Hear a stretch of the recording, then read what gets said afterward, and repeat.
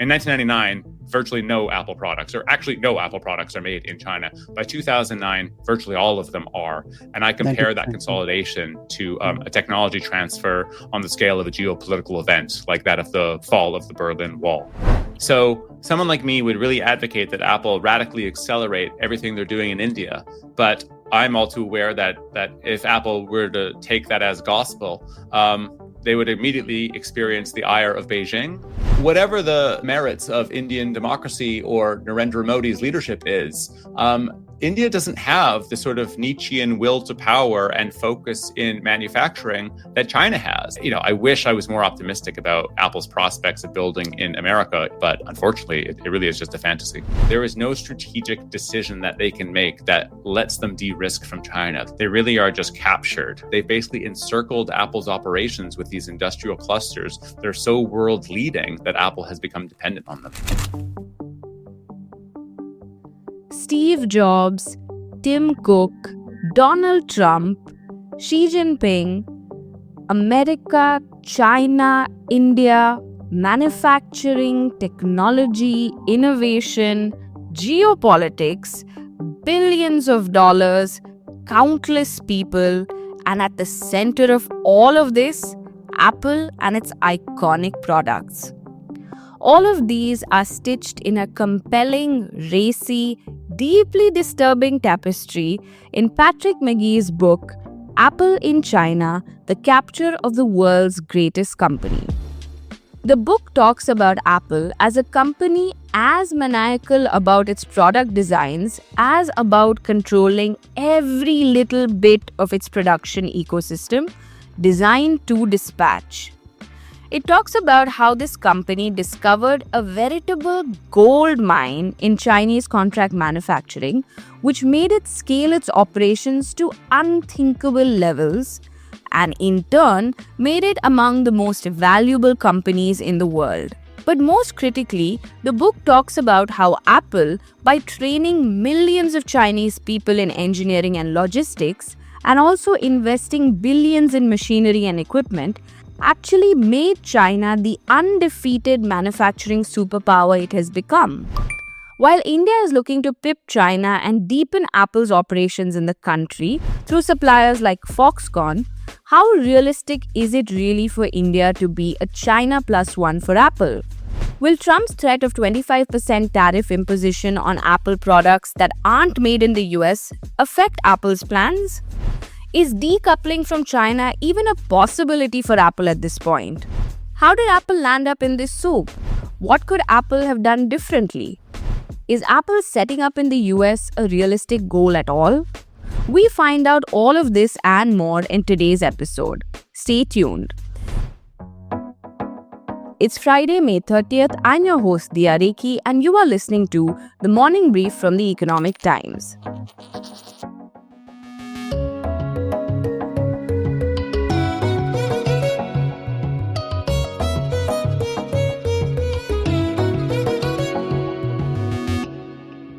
I want to start off by saying that Apple has strongly emphasized that they deny the claims in the book. In response to an email-seeking comment, Apple said that the book is, quote, untrue and full of inaccuracies, and added that Apple didn't fact-check the book. We even addressed this with Patrick, who is Financial Times' lead Apple reporter, and tune in to listen to what he had to say. And now let's dive straight into the conversation, where I was joined by fellow TMB and Anirban Chowdhury, and we picked Patrick's brains about the book and all that was in it. Listen in. Thank you so much, Patrick, for joining us on the Morning Brief. My pleasure. I'm thrilled to be here. Super. So let's start with how this book really came about, Patrick. I mean, you've been the lead reporter for Apple at FT for a really long time. So tell us the origin story of the book. Steve Jobs said at a commencement address he gave to Stanford that, you can only connect the dots looking backward. So if I do that sort of Jobsian task, what I would say is I've spent 12 years at the FT. The first 3 were in Hong Kong. So really what I was understanding there was China, right? Then I moved to Germany, where I was largely covering, the Volkswagen scandal and the automotive industry. But it basically meant that I was walking in and out of factories every week and really getting an understanding of the supply chain. And then I moved to California to cover Apple. So you couple those things together, China, supply chain, Apple, I think that's me connecting the dots. And it's like, that's the book in a nutshell. Those are the 3 things I became focused on. Absolutely. And, you speak about how you have sort of spoken to over 200 people. And it shows in the book because there is so much deep research and reportage that's gone into the book. And I wanted to understand, as someone who also covers Apple in India, it is so difficult to get anyone to really open their mouth about Apple. How did you manage this? I think what I would say is there's sort of 2 answers. One is that I was doing the research chronologically, and that really helped because if you talk to someone that worked on, let's say the laser writer in 1985 or the iMac in 1998, these are people that have left Apple a long time ago. They're no longer scared by their NDA. Maybe they've worked at 5 or 6 companies since then. They realize that if they talk about what they were discovering back then, it's obviously not proprietary knowledge. It's obviously not going to help the competition. Like the NDA is probably expired. And so if you had those conversations and really built a foundation of knowledge over like how Apple makes its products, how it manages the supply chain and so forth, then you would sort of just incrementally bring it up a year, right? So in other words, if I could get someone on the phone who joined Apple or was instrumental to Apple in 2002, I could convince them in a matter of 90 seconds just how much I knew about what was already happening in 2001, let's say, right? So then they would get me up to speed. And then I would do the same thing with someone from 2005. And I think just the way I would go about with my questioning would really build trust with people right away. That said, my hit rate was probably still 1 or 2%, meaning that I reached out to more than 5,000, 6,000 people. And to speak with 200 is great in the aggregate, but as a percentage, it's very low. So there's a lot more stories that one could tell about Apple in China or the whole supply chain issue. And frankly, I do think multiple more books should be written. I want this book to be authoritative, but I'm more aware than anyone else of just how much I'm scratching the surface on a really, really big story that crosses continents and spans decades. Hi, Patrick. Anirban here. Patrick, I think to understand the genesis of the Apple-China relationship, it's first important to get to the core of how Apple works and the steps from, design to dispatch, which you've described in your book really well through 3 core functions in the company, right? Industrial design, which is primarily designs in the minds of Steve Jobs and design head Johnny Ive, followed by product design, and then manufacturing design. And I think it's problems in this 3rd part which actually led to Apple seeking out China, and it's also the origin story behind your book. Yes. So what you're describing is the pyramid structure. So everybody knows about the top of the pyramid. That's called ID, or industrial design. So picture Johnny Ive coming up with an unapologetically white iPod with a chrome back, right? That's really Johnny Ive's team. Think of the translucent iMac, in the candy colors. That's the ID team. They sort of throw it over the fence, if you will, to PD, or product design. And this is another level of genius. So they're not really just taking their marching orders from Johnny Ive. They're contributing in a different way that requires a lot of smarts. And they're the ones who make sure that the design can actually house all the electronic components and work the way that Johnny Ive wants it to work. Manufacturing design is the next level of pyramid, MD. These guys had never really been written about before. And I would say if I have an origin story, it was when I began understanding what MD did, because this is where you get the geopolitical element. So MD flies over to Asia by the plane load, and they go to dozens and later hundreds of factories, in particular across China. But in the early years, it's all over the place. It's in Taiwan, it's in Korea, it's in the Czech Republic, it's in Singapore, it's in Mexico, it's in Wales. And they're the ones who train up the production lines at these suppliers' factories. And they train, they audit, they supervise, they teach engineering 101. And they're training both the unskilled laborers as well as people that later would have PhDs to really have the skills to build at the sort of zero tolerance for defects culture that Steve Jobs and Johnny Ive demanded. And so they're not just making the suppliers work beyond their perceived capabilities, they're making them work beyond their actual capabilities because A, they're teaching them, and B, they're installing hundreds of millions of dollars worth of machinery and later billions of dollars worth of machinery on the production line. So Apple, in my sort of analogy, becomes like the Uber of the manufacturing industry. In other words, Uber is the biggest taxi provider on the planet. It doesn't own any cars. Apple becomes the biggest manufacturer on the planet, but it doesn't own any factories. It does own the manufacturing equipment therein, and it controls them and it tags them. They're supposed to be for Apple use only. And this is how they take just massive control. I mean, to such an extent that I really don't think outsourcing is the right word. I don't think there is a word, but Apple is not just sort of sending blueprints over to a bunch of capable suppliers to execute on their plans. They are building the competence in those factories and working hand in glove to make sure that it's perfect. But Patrick, what would you say were the 2 or 3 pivotal points that actually cemented the Apple-China relationship?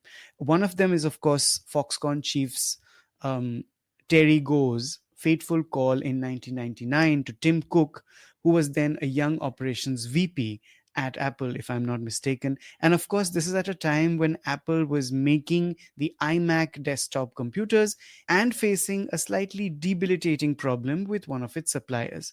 Can you talk about that and some of the other pivotal points?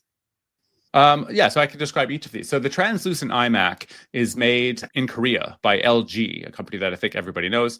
And LG then tries to replicate the operations that Apple had for the prior 2 decades. So to give just a brief history of Apple here, like in the 1980s, Apple has factories in California, Ireland, and Singapore. And while everybody else outsources, IBM, HP, everyone outsources, Apple's still building things on their own.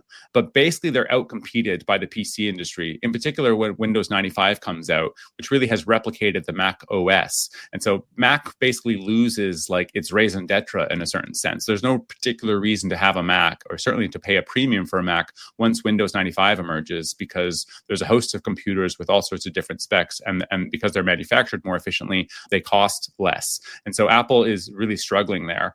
And a whole host of things happen, but long story short, Steve Jobs basically comes back to the company. And this is at a time when Apple's beginning to outsource anyway. And he hires Tim Cook, and they have to accelerate the outsourcing strategy simply out of financial necessity. So LG replicates that tri-continental strategy. So they begin manufacturing in Wales and in Mexico, but it basically doesn't go very well. And the person to pick up on this is Terry Go at Foxconn, who calls up Tim Cook, who's very new, but they already know each other because Tim Cook was at Compaq, which was Foxconn's biggest client at the time. And he basically says, let me fix this. And so you have a sort of secretive project within Apple where people within operations are teaching Foxconn how to reverse engineer the LG made iMac. And once they do that, they have a better understanding of how it's put together. When Foxconn comes on board, they do it for lower margin. And then when they do their expansion into Czech Republic and into California, they're actually more successful. The problem is that when you have sort of 3 countries all doing assembly and you're comparing the costs, China wins out every time. And so after this like 7-year experimentation stage between 1996 and 2003, involving 8 or 9 countries on 3 continents, everything consolidates into China. So the first iPods are made in Taiwan. After a couple of years, they're all made in China. And once China becomes to be successful in this regard, there's just no other location where Apple's going to manufacture. So between, just to put this the way I put it in the book, in 1999, virtually no Apple products, or actually no Apple products, are made in China. By 2009, virtually all of them are. And I compare that consolidation to a technology transfer on the scale of a geopolitical event like that of the fall of the Berlin Wall. Right. Also, I have this takeaway from your book that I'm going to throw at you, which is the very striking parallels between how China works and how Apple likes to work. Right from the sort of opaqueness to tight controls to also the treatment of human capital, right? Now, we've read about the deplorable working conditions at the supplier factories to Apple, including Foxconn. But you've also in your book revealed that employees at Apple used to work under really harsh, really exacting conditions, right? You've spoken about a high number of broken marriages, of sickness, even of death, although there is, of course, no direct correlation established between that and working with Apple. But broadly, would you say that Apple and China were sort of destined to be together.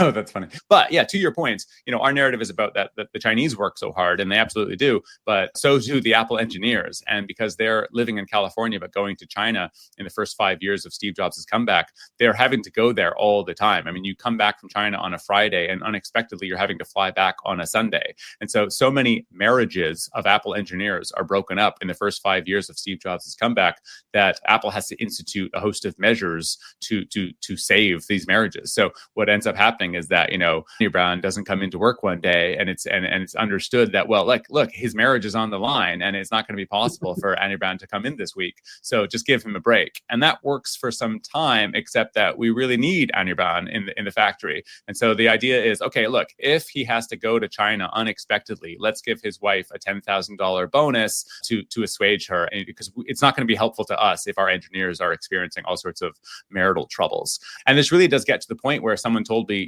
never mind the divorces, you need to look at the deaths.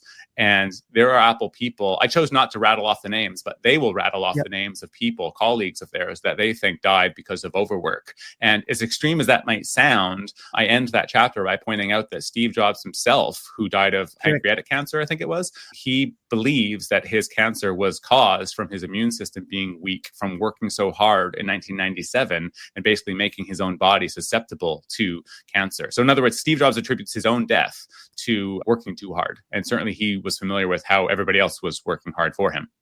Let's come to when Apple becomes hugely successful in China. And it's at a scale that it cannot even handle because there's so much demand, there's humongous black marketing. What's the one story that really drives this home, Patrick?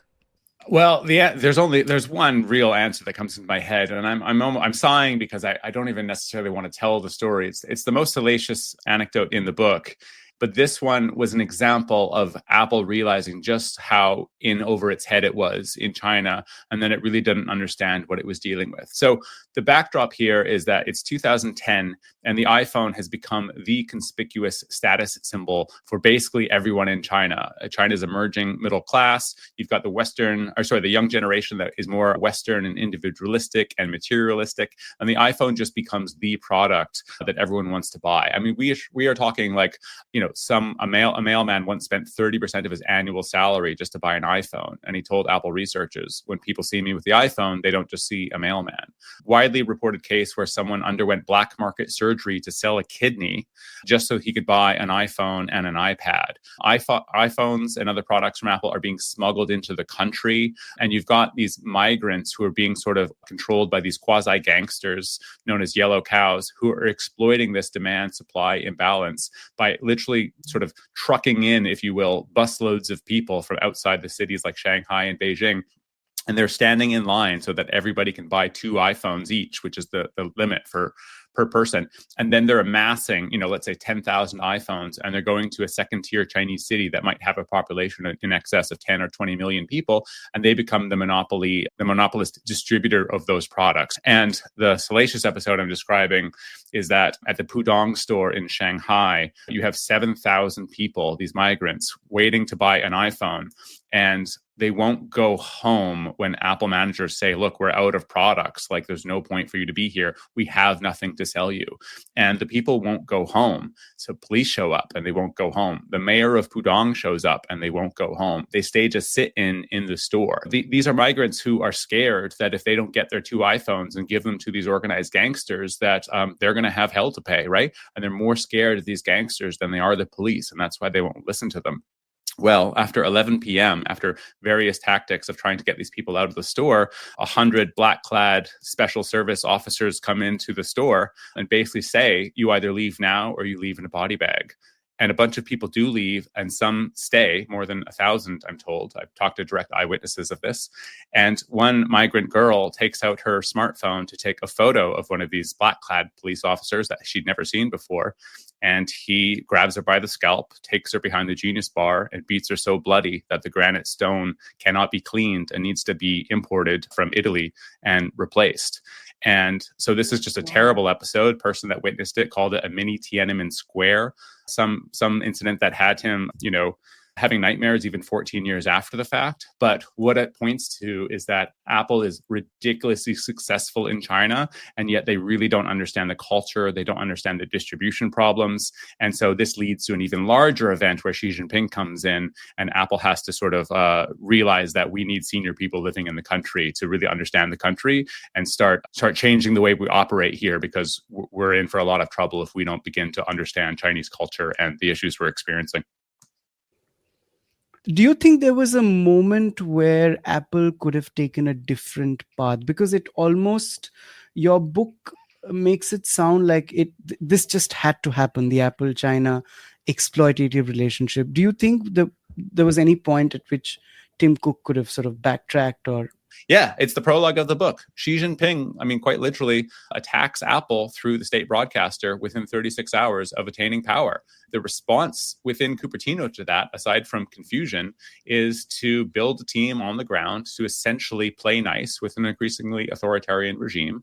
And it's the same year, I don't think I mentioned this in the book, it's the same year that they begin a massive program of share buybacks. So Apple today purchases their own shares at around $100 billion per year. I just think if you were putting half of that into building resiliency into the supply chain, half of that going into building factories in India, helping Foxconn and others to build in India, I just don't think they'd be in such a consolidated into China inescapable position. You think Steve Jobs, had he been alive at that point, would have made that decision? That is, to limit Apple's exposure to China, as it were, before it was too late? Yeah, absolutely. The thought experiment that I've had and that other people have asked me about was, this is only 18 months or so after Steve Jobs has died. So if he hadn't and Xi Jinping came into power, what would Steve Jobs have done? And I don't see him making the same decision. It's obviously speculative. You can't find any definitive answers here. But Steve Jobs was a founder, not a sort of shareholder-first capitalist, the way that Tim Cook is. And so I think if he realized what kind of pressure Apple was being placed under by the Chinese government, I think Steve Jobs would have said, hey, we're not going to have an iPhone for the next 2 years, but we're building this someplace else. And to be fair to Tim Cook, that's the sort of decision only a founder can make. And so it's really tough for anyone else but Steve Jobs to make that decision. But that is what I think Steve Jobs would have done. Patrick, something that you mentioned, which, took me back to a conversation I had with a source. He had basically told me that, all that we're writing about, Apple deepening its presence in India, all of that is all very well. But he said, and I quote, China is just being generous. And what he meant by that was that if China wants to ensure that India doesn't move forward when it comes to electronics manufacturing, even with assembly, they could really sort of create havoc and ensure that India doesn't progress on that path. Would you say China is being generous, Patrick? Not sure where the generous line is coming from. Look, I think China wants technology transfer to be a one-way gate, meaning it comes into the country and it doesn't leave. So someone like me would really advocate that Apple radically accelerate everything they're doing in India. But I'm all too aware that if Apple were to take that as gospel, they would immediately experience the ire of Beijing, who's already done things like blocking the visas of Chinese people that have experiential know-how that could go help India set up production lines and so forth. And a lot of the machinery needed for India production lines are built in China. And those have been blocked as well. That's actually why it's so interesting and helpful that this is at the highest echelons of political discussion, right? Obviously, Trump is announcing all sorts of stuff relating to Apple and iPhone specifically. And the reason I say that is because you need the political air cover of Washington. You need the political air cover of New Delhi for this to actually be set up, right? And so if you understand the importance of having Apple operations in your country, I think you would have New Delhi really putting it to the top. Apple sort of can't do it alone, if you will. You would need the political backing where it's sort of seen that Apple operations are like a bargaining chip. And so I don't know exactly how that would go, and it's above my pay grade. I'm not a diplomat, but I would love to see New Delhi playing a role to sort of secure the Apple orders, as it were, and have the likes of Tata play a more instrumental role in the supply chain, not just in assembly, which is really what Apple's doing, but in the depth and breadth of replicating the supply chain all the way down to raw minerals and refinery. Patrick, in your book, you've spoken about how India is taking orders from Apple, which are about a tenth of what China got from it a decade ago. That's a huge gap. So, can you break down for our listeners what you see as the biggest challenges when it comes to India ramping up to the extent that China did? Right. So there's many things. I mean, let's just state the most obvious, sort of linking to my last point. Neither Beijing nor Washington wants Apple to set up deep operations in India. I mean, if there were no other problems, that alone is a major challenge. The other thing is just that, whatever the merits of Indian democracy or Narendra Modi's leadership is, India doesn't have the sort of Nietzschean will to power and focus in manufacturing that China has. That's not a knock against India. Nobody has that. That is just what China has made front and center. So I quote as the epigraph of my book, a Made in China 2025 document. And the quote is, without manufacturing, there is no country and there is no nation. And so it's difficult to sort of like play a partial effort if you're going to compete against someone who all they're doing is manufacturing, right? It's like having a local basketball team saying that they're going to compete against LeBron James. All LeBron does is play basketball and practice basketball. That is China for manufacturing. And they've been doing this for 4 decades with Apple's support for the last 25 years. So if India is going to compete with China, I mean, my God, do they need to do a whole lot of things? And I think it would be worth it. But there's a host of reasons why it's going to be really difficult. And one of them is just that, like, this sort of secret sauce, if you will, of the Chinese supply chain is the people, and specifically the movement of people. So you've got hundreds of millions of people that will move from the rural hinterlands into areas like Suzhou, Shanghai, Shenzhen, but only for weeks or months at a time, working temp roles in a factory before they move on to another place. This is called the floating population. India doesn't really have that, certainly not for manufacturing. And when there was a survey of 80 countries, inter-country migration patterns, India was actually dead last. Now, again, that's not a knock against India, but if you're going to compete against China, you would have to be able to replicate some of the, I don't know what you'd call them, cultural norms or what have you, to be able to sort of actually rival the country. And it's going to be really difficult because China is really advancing with automation, robotics, and a host of other issues. But if any country can do it, it's India. So I'm very pro India. I want more to happen in India. India is much more of an ally to Washington than Beijing is, but it's not some easy fix. It's massively difficult. I wish I was more optimistic, but at this point, I don't even think we're really trying. Right. And in your book, how much would you attribute the entire low wages, low welfare, and low human rights claim that, one of the scholars makes to China really ascending in the Apple ecosystem? So this is going to so undermine the point I just made, right? Which is that the reason the floating population works so well is that China has something called the hukou system, which refers to the registration of your birth. So these rural migrants, the reason why they're floating around is they are literally prohibited from setting down roots in a city like Shenzhen, because that's an urban environment and they have a rural hukou, a rural registration. So you're not able to have that sort of freedom of movement within the country. These people, these rural residents in China, and again, we're talking about hundreds of millions of people, are being discriminated against at the state level. They're exploited at the state level. And so it's hard for me to say that's what India should do, right? I mean, it's not a good policy. Absolutely. I don't want to see more of that in India.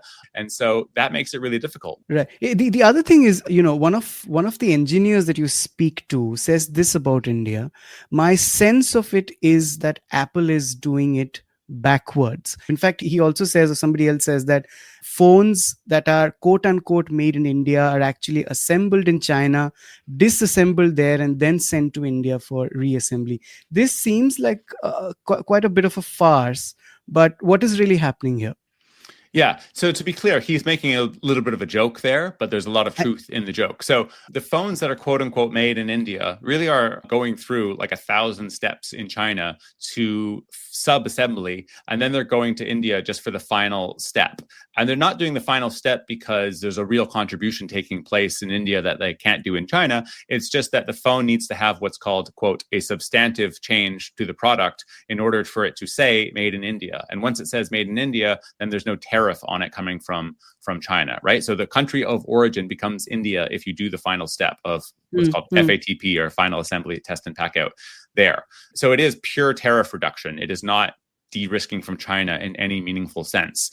And this is a really important point because people don't understand this all the time. So they'll say, oh, like if Apple has a problem in China, like thank God 25% of phones are now made in India because then we won't lose all the supply. And it's like, are you joking? Like that's not the case at all. All phones would no longer be made if for some reason there was a blow up with China. Like it's not as though India has a self-sufficient supply chain that produces 25% of the world's iPhones. It's all dependent on China, and that's a really important point. So to sum up, I would just say like there's a massive distinction between assembly and like actual production of the phone. When the person says Apple is doing it backwards in India, what they're referring to is that if you look at a country like Taiwan and you look at the history of how they get involved in manufacturing and electronics, they would start with a component. And from there, you sort of vertically integrate your operations where you do the adjacent parts further and further. And then eventually you do something like the circuit board. And once you're doing a whole bunch of parts and the circuit board, it's not a big leap to then do the final assembly and basically, make the whole product, right, and ship it off. So this person's saying Apple's steps in India are backwards because it's starting with that final step and then hoping that they can go upstream to start making parts and components. Now, to be clear, the person's not saying like that can't be done, but it's sort of not the way any other country has got involved in the supply chain before.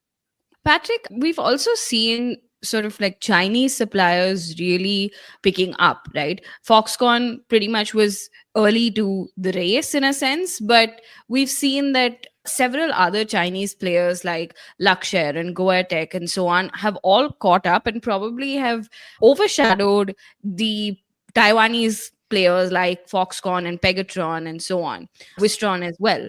In India, we see that Foxconn is really doubling down on its investments, setting up huge factories all over. We don't see much of a presence of Chinese suppliers. Luxshare was supposed to set up, but didn't end up setting up. How key would it be for India to have Chinese suppliers coming in? Or do you feel like Foxconn and others who have like set up like Pegatron and Wistron, which are now, of course, taken over by Tatas, are the Taiwanese players enough is basically what I'm getting at. I would be massively in favor of India or Washington allowing the Chinese suppliers to come in. Look, I'm sure that if I'm Luxshare, I really want to be investing in India because it's the next logical place to go where, there's abundant labor, the labor rates are more affordable and so forth. So it's a great place. But politically, India probably doesn't really want Luxshare there. And politically, China doesn't really want Luxshare there. So there's a sort of chasm between how an entrepreneur would think and how the state thinks. So the more that the entrepreneurs sort of win the arguments, the more I think you have a more likely a peaceful outcome. And so there's a sense that business and economic links deter aggression. And so it sounds maybe politically counterintuitive to, on the one hand, sort of treat China as a big threat, and on the other hand, welcome their investment. But that would be my take. Sure.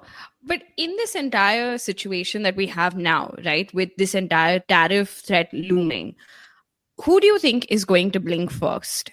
I mean, Donald Trump seems to be using it as a bargaining chip, but this seems to be, at least from your book, it seems to be more of a bargaining chip for China at this point because the US does not have the capability to make your iPhones there.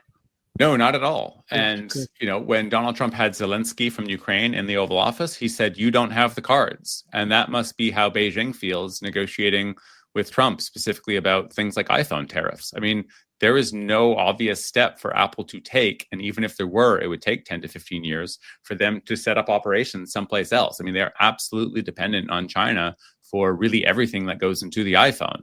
There is no strategic decision that they can make that lets them de-risk from China. They can't go to India for reasons we've discussed. They can't go to the US for reasons we've discussed. They really are just captured, hence the subtitle of the book. And I do think that sort of Chinese diplomacy, Chinese wisdom, in a sense, in action, where they're not trying to kill Apple, right? They're getting a huge benefit from Apple. They've basically encircled Apple's operations with these industrial clusters. They're so world leading that Apple has become dependent on them. It isn't like Apple has not attempted in the recent past to sort of manufacture in the US. And what I mean by that is we did see that plant in Texas, right? But what you said was that they had to bring in engineers from China, which is ironic, right? To make that plant sort of function. So do you see an instance where in Trump 2.0, we could see them setting up another facility, but it's not really going to take off or have much of an impact on their, revenue? Trump is sort of a press release president. And so if Tim Cook and Apple are able to sort of get away with just like announcements, but no real traction, like that might work. And as cynical as that is, that was exactly what the strategy was for Trump 1.0. So, according to Trump, at least, Tim Cook promised 3 big, beautiful factories. Well, there are 0 factories, and that was in 2017. It's been almost a decade. So Tim Cook really ran out the clock on Trump in 1.0. It's so early in the administration this time, and Trump, after being sort of in exile for 4 years, is really trying to get so much done and really making his presence felt. It's hard to run out the clock when there's 1,200 days left. So it's hard to know what's going to happen. I would not be shocked if Apple announced some sort of iPhone operation in the United States. It can't be large scale and it can't be accretive to margins, but for political purposes, they might have to do it. I wish I was more optimistic about Apple's prospects of building in America. Ideologically, that's completely what I would love to see. I'm very much in favor of industrial revival in the heartland of Texas or anywhere in America. But unfortunately, it really is just a fantasy. I just have one last question. This is a reference to, really interesting reference to Tesla in your book, in 2 ways, and in your interviews as well. One is how Tesla poached Apple engineers and suppliers in China to make its presence felt. And, it is in the EV industry and its cars are basically smartphones on wheels. The other one, which is scarier to me, is the catfish effect that you speak about, and how China uses companies like Apple and Tesla, brings in giants to work as a catalyst to really mobilize its own companies and capabilities. So do you see other examples? Do you see Apple as just the first example of many going forward, the way Tesla mobilized China's EV industry in a sense? Do you see more such things happening? Those are really the 2 paramount examples, in part because smartphones are they're the most iconic product of the 21st century. And so, what you're alluding to is this section here where Tesla basically pitches itself as, we will do for the EV industry what Apple did for the smartphone industry. And this is music to the ears of Beijing, because they've been wanting to sort of leapfrog the internal combustion engine and bring up EVs, but they hadn't had the quality. And Tesla adopts the Apple model. I should say that Tesla does do, of course, a lot of manufacturing on their own, which is not true of Apple. But nevertheless, they work hand in glove with their suppliers to improve product quality. And so they have this outsized impact, helping companies like CATL, helping companies like BYD. And lo and behold, within a few years, and even before Trump comes into office, Joe Biden is putting 100% tariffs on Chinese EVs. So, and Tesla executes the plan, as you say, by hiring Apple engineers to sort of set it in motion. So Tesla and Apple have had massive impact on Chinese industry. And finally, Patrick, how did Apple react to the book? Look, before the book came out, I did a Q&A with Vanity Fair, and Vanity Fair, contacted Apple and said, here are Patrick's claims. And so they just said the book is, quote, wrong and, quote, full of inaccuracies. The journalist pressed them on what exactly was wrong, and Apple declined to sort of engage on that level. Nothing has really changed since then. I didn't give them a manuscript. I didn't give them bullet points before the book went out for a host of reasons, just ranging from, I couldn't really allow them 6 months to build up a counter narrative, nor do I think they're very helpful. They might pretend to charm you, but they're not there to help me write a book that undercovers the most sensitive topics at the company. So look, they've just said it's wrong and full of inaccuracies, but that was before they even had a chance to read the book. I'm sure dozens of people have read the book in the company since, and they still haven't said anything, and I frankly don't expect them to. Thank you so much, Patrick. This was an absolute pleasure. Great conversation. Thank you so much, Patrick. Wonderful. Appreciate it. My pleasure. It is undeniable that Apple has made huge bets in China, and while they have paid off so far in terms of helping the company become one of the most valuable companies in the world, I'm sure Cupertino too recognizes that their manufacturing has been heavily reliant on China. That's why we saw Apple looking at diversifying into places like India, although like Patrick rightly pointed out, that has only been for final assembly. The opportunity is certainly up for grabs, and India should make the most of it. But the political will of Washington, D.C. and New Delhi will be critical to see this through. With Trump using Apple as a bargaining chip, it's only a matter of time before Beijing holds up a mirror to show that what China has achieved in terms of advanced electronics manufacturing is something that the US cannot achieve anytime soon. These are very interesting times, and it's fascinating how one company finds itself in the middle of a geopolitical tussle that it probably never imagined it would find itself in. How Apple navigates this is what will make for another great book, I'm certain. Thank you, Patrick. It's Friday, May 30th. I'm your host, Diya Rekhi, and you were listening to The Morning Brief from The Economic Times. This episode was produced by Rajas Nayak, sound designer Amrit Reggie, executive producer Anirban Chowdhury. The Morning Brief drops every Tuesday, Thursday, and Friday.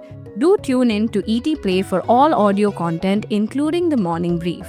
You can listen to our podcast on all major podcast streaming platforms. Thank you for listening and have a great day ahead.